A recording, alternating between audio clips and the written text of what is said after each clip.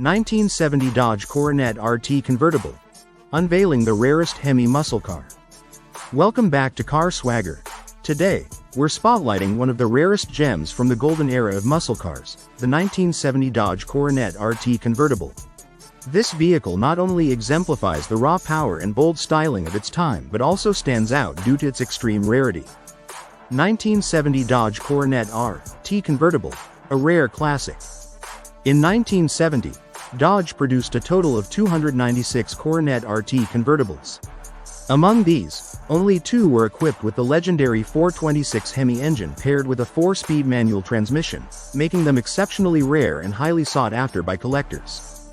The 426 HEMI engine, renowned for its performance on both street and track, delivered impressive horsepower and torque, solidifying the Coronet RT's status as a true muscle car icon.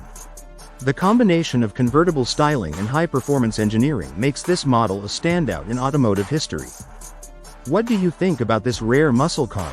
Share your thoughts in the comments below.